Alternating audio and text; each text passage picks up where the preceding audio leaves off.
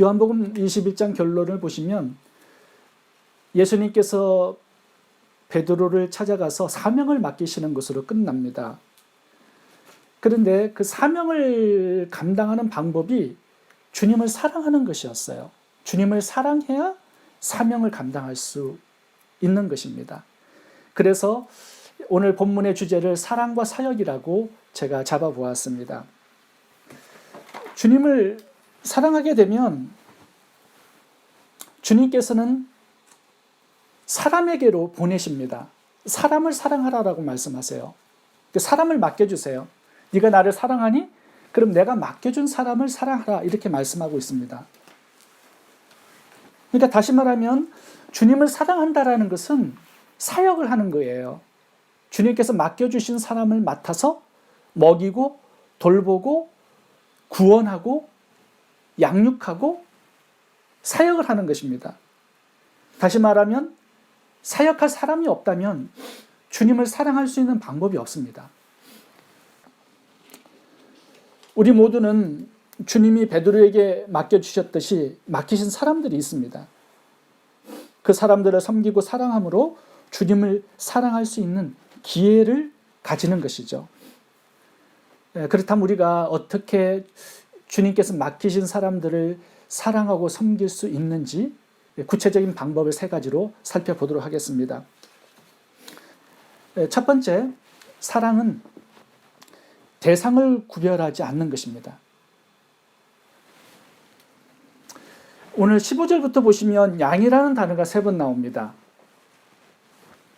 한국어 성경에는 3번 다 그냥 양으로 표현되어 있는데 헬라어 원문을 보시면 이 양이라는 단어가 각각 다른 단어입니다. 15절의 양은 아르니온이에요. 새끼 양입니다. 그리고 16절의 양은 청년기 양입니다. 그리고 17절의 양은 늙은 양이에요. 성장이 끝나버린 늙은 양.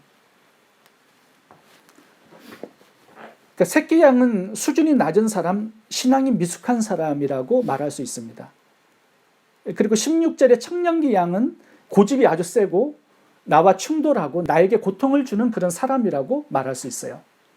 그리고 늙은 양은 내 위에서 조종하고 군림하려고 하는, 어찌 보면 성장이 다 끝났기 때문에 나에게 유익이 되지 않는 그런 종류의 사람이라고 말할 수 있습니다.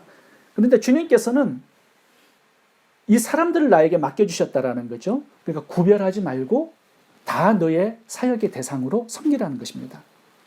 너에게 맞지 않아도 네 취향이 아니더라도 만나는 모든 사람들을 주님께서 나를 믿고 맡겨주신 주님의 양으로 받아들이라는 거예요.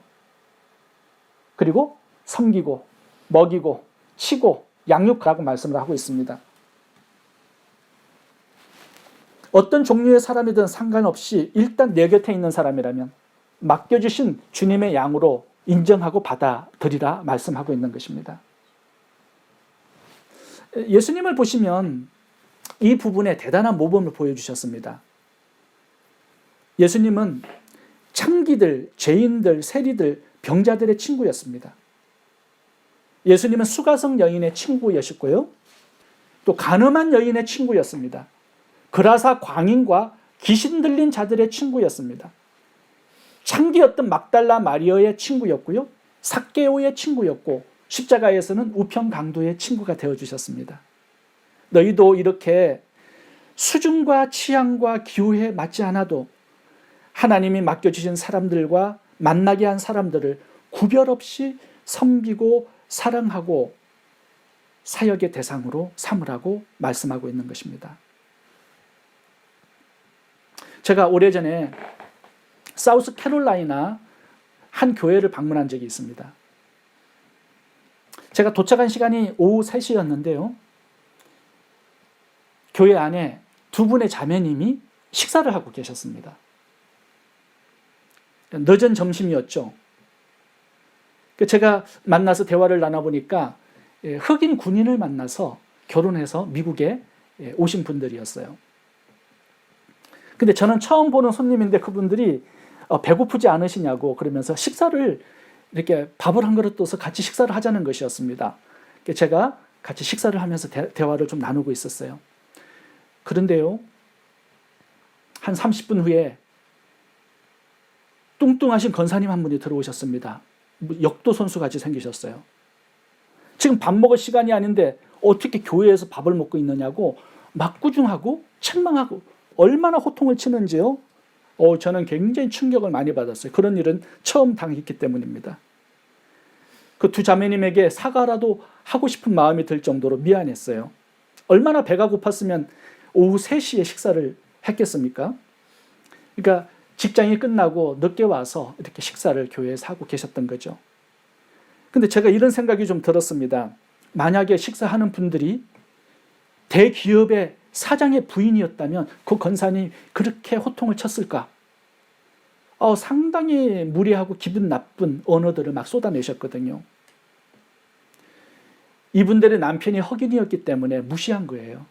사람을 무시하면 무시하는 말들이 나오는 거거든요. 행동이 나오고. 아직도 저는 그 교회에서의 그 광경이 아픔으로 제 기억에 굉장히 오래 남아 있습니다. 흑인과 결혼한 분들을 수준 낮게 취급하고 무시하는 그 교회가 어떻게 주님의 교회가 될 수 있겠습니까? 천한 사람들이 싸구려 취급받는 교회가 어떻게 주님이 임재하시는 교회가 될 수 있겠습니까? 주님을 사랑하면 모든 사람들을 섬기고 사역의 대상으로 놓게 되어 있다라고 말씀하고 있습니다. 모든 사람들을 내 사역의 대상으로 두고 사랑하고 섬기는 것, 그것이 주님께서 요구하시는 사랑입니다. 두 번째, 사랑은 내려가는 것입니다. 15절부터 보시면 사랑이라는 단어가 3번 나옵니다. 한국어 성경에는 사랑이 그냥 한 단어로 나오는데 헬라어 원문을 보시면 이 사랑이 각기 다른 단어입니다. 아가페하고 필레오라는 두 단어가 사용이 되었는데요. 아가페는 조건 없는 사랑이고요. 필레오는 나에게 유익이 있을 때 사랑하는 조건적인 사랑입니다.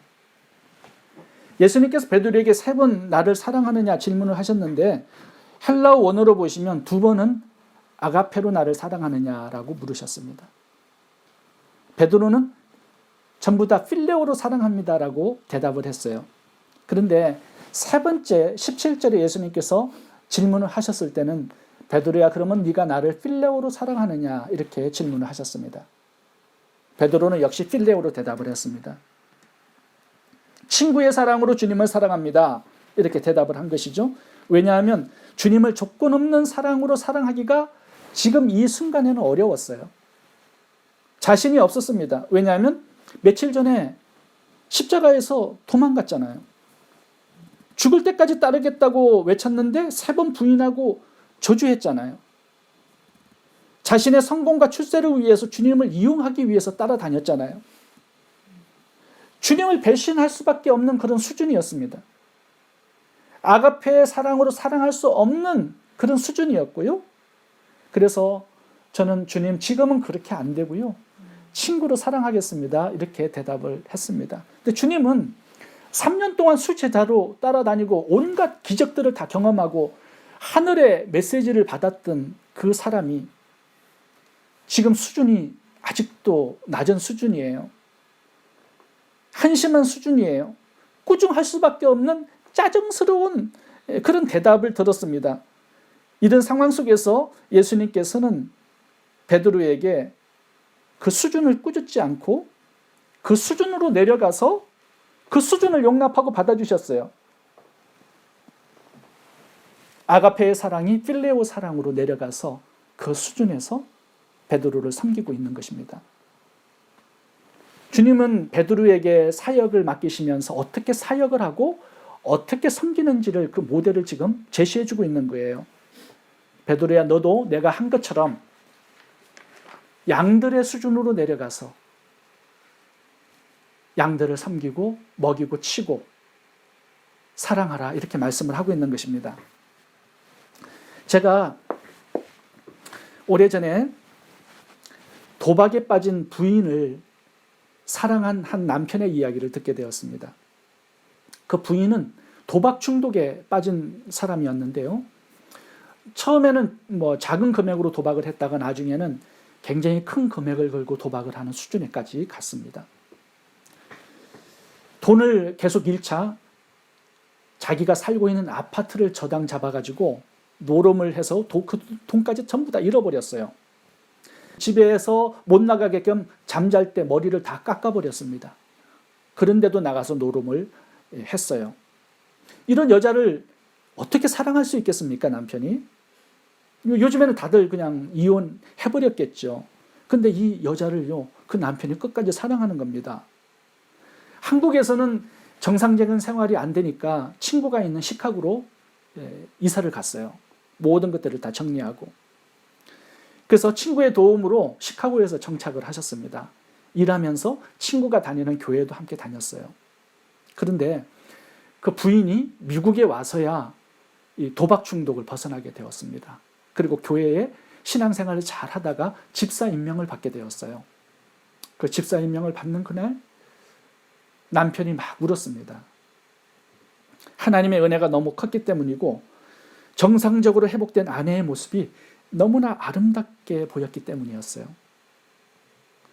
그 남편은요, 아내를 주님께서 자신을 믿고 맡겨주신 양으로 믿었고요, 받아들였고 섬겼습니다.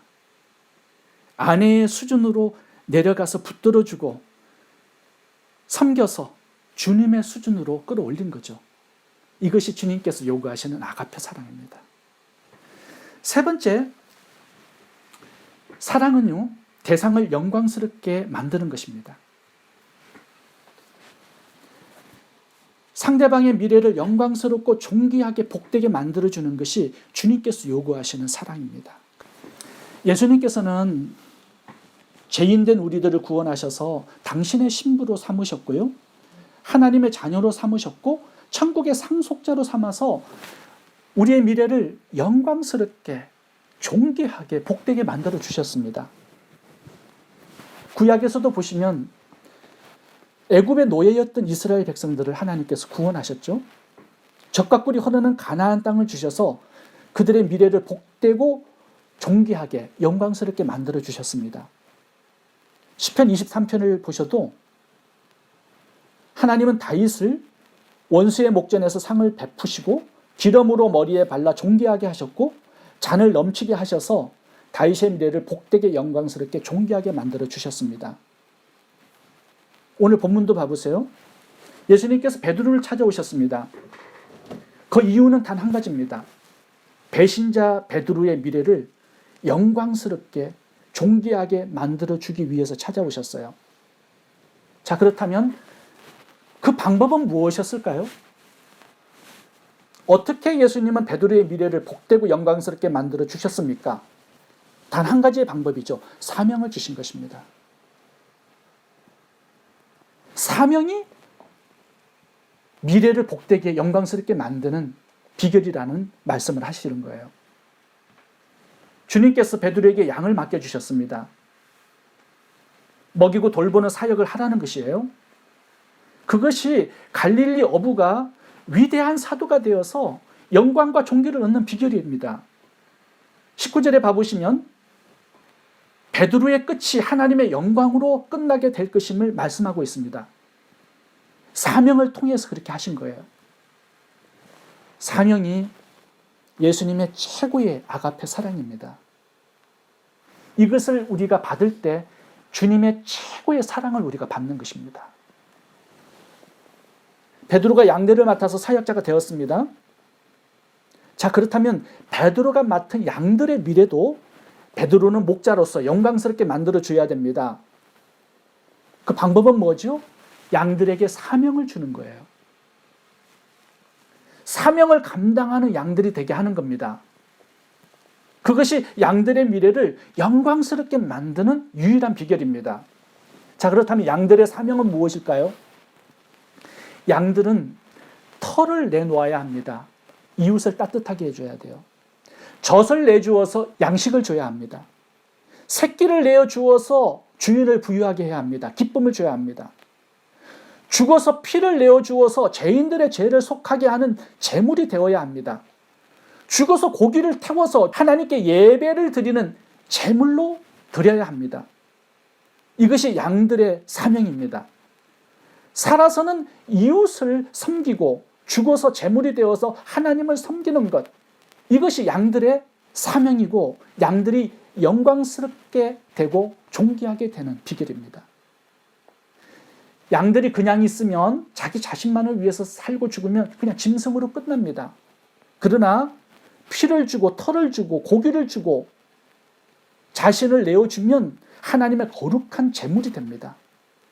짐승이 제물로 변화돼요. 이것이 양들의 영광입니다. 예수님께서 부활하신 다음에 우리 성도들에게 전도와 선교의 사명을 주셨습니다. 왜냐하면 우리들의 미래를 복되고 영광스럽게 존귀하게 만들어 주시기 위해서 그런 것입니다.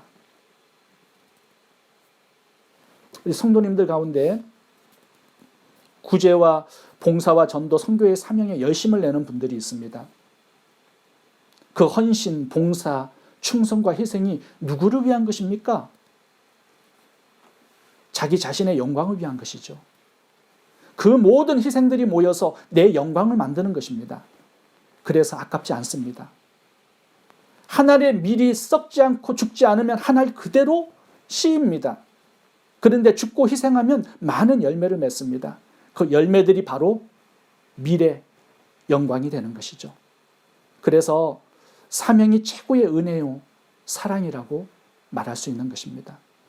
성경을 봐보시면 영광이라는 단어가 많이 나옵니다. 근데 영광이라는 단어가 나올 때 이 영광은 하나님께만 쓰여지는 단어였습니다. 신성의 단어예요. 인간에게는 붙여지지 않습니다. 그런데 인간에게 붙여질 때가 있습니다. 이 영광이. 언제냐 하면 하나님의 뜻을 이루는 사명을 감당할 때 하나님의 영광이 주어집니다. 인간에게도. 요한복음 12장 23절을 읽어보겠습니다. 여기에 영광이라는 단어가 사명과 함께 나옵니다. 요한복음 12장 23절, 예수께서 대답하여 가라사대 인자의 영광을 얻을 때가 왔도다. 예수님이 영광을 얻는 때는 십자가에서 죽는 때를 말합니다. 십자가에서 죽는 그 사명이 예수님이 영광을 얻는 때였어요. 두 번째, 요한복음 17장도 한번 봐보시면 영광이라는 단어가 사명과 함께 나옵니다. 17장 1절 읽어보겠습니다. 아버지여 때가 이르렀사오니 아들을 영화롭게 하사 아들로 아버지를 영화롭게 하옵소서. 4절, 아버지께서 내게 하라고 주신 일을 이루어 아버지를 이 세상에 영화롭게 하였사오니. 아버지께서 하라고 주신 일, 즉 십자가의 사명이 예수님이 영광을 얻는 비결이었습니다. 그런데 중요한 것은요, 17장 다시 한번 봐보겠습니다. 18절을 읽어보겠습니다. 여기에 영광과 사명이 함께 나오는데 읽어보겠습니다. 18절입니다. 아버지께서 나를 세상에 보내신 것 같이 나도 저희를 세상에 보내었고 이제 우리들을 세상에 파송합니다. 복음 전파자의 사명으로. 22절 보겠습니다. 내게 주신 영광을 내가 저희에게도 주었사오니 우리들도 영광을 얻어요. 하나님의 영광을. 언제? 우리를 세상에 보내어서 사명을 감당할 때. 우리 인간들도 하나님의 영광을 가질 수 있어요. 하나님의 뜻을 이루는 사명을 감당할 때 그렇게 된다는 것입니다. 그래서 사도 바울은 로마서 11장 13절에 이렇게 말씀합니다. 읽어보겠습니다. 내가 이방인의 사도인 만큼 내 직분을 영광스럽게 여기노니. 이 영광이 헬라어로 독사, 하나님께 붙여진 영광과 똑같은 단어입니다. 여러분, 사명이 그렇게 중요한 것입니다. 제가 사명을 굉장히 강조합니다. 제가 왜 그렇게 사명을 강조하는지 아시겠죠? 사명 없이는 영광이 없기 때문입니다. 제가 성도님들을 가장 사랑하는 방법은 성도님들이 사명을 감당할 수 있도록 도와주는 거예요. 다른 거 없습니다. 우리가 다 양입니다. 그냥 있으면 짐승이에요. 근데 사명이 있으면 하나님의 영광의 제물이 되는 것입니다. 양의 영광은 단 하나밖에 없습니다. 사명이에요.